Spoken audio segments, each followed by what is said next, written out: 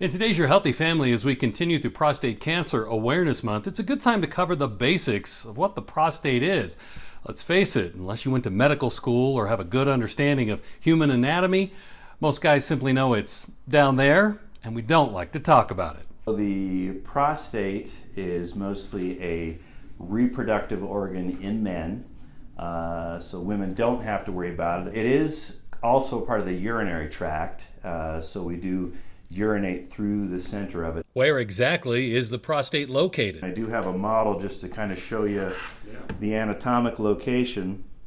So the urethra, the tube we urinate through, turns into the prostate, which then turns into the bladder. So as you can see, we kind of urinate right through the center of it, but that's where it sits, down in the pelvis, right behind the pubic bone, and right next to the rectum there. What can go wrong with the prostate besides prostate cancer? And there are certainly benign prostate diseases. The two most common ones that we see in the office are BPH, which is benign prostatic hyperplasia, which is the growth that occurs with prostates over time.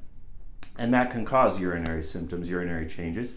And the second most common is prostatitis, which is simply inflammation of the prostate, which can be either just inflammatory or it can be bacterial or a prostate infection, both of which can cause more sudden changes in how we urinate. Dr. Gary Bong also says the early symptoms of BPH to look out for can come on subtly. Our prostates basically start growing in puberty because prostate growth is driven by testosterone, and it will continue to grow well into our 80s.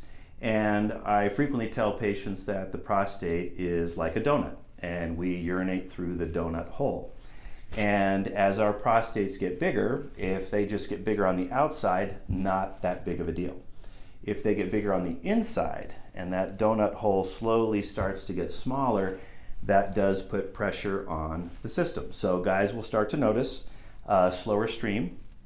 It might take them a while to initiate urination. They might stop and start, dribble afterwards. As for the advanced symptoms of BPH? And then over time, and this does happen over the course of many years, as the bladder gets under stress from working harder than it wants to, the bladder becomes hyperactive and hypersensitive. So now guys transition into a new set of symptoms, which is where they are peeing more frequently than they used to, rushing off to the bathroom quicker than they normally do, getting up at night to urinate, not feeling like they empty all the way. And if it gets bad enough, they can even have accidents and wet their pants before they get to a bathroom in time. That's all considered under the spectrum of BPH. Tomorrow, Dr. Bong will be talking about prostate cancer screening and how to start a conversation with a loved one about prostate health for your healthy family. I'm Ira Cronin. For more stories, head to yourhealthyfamily.com.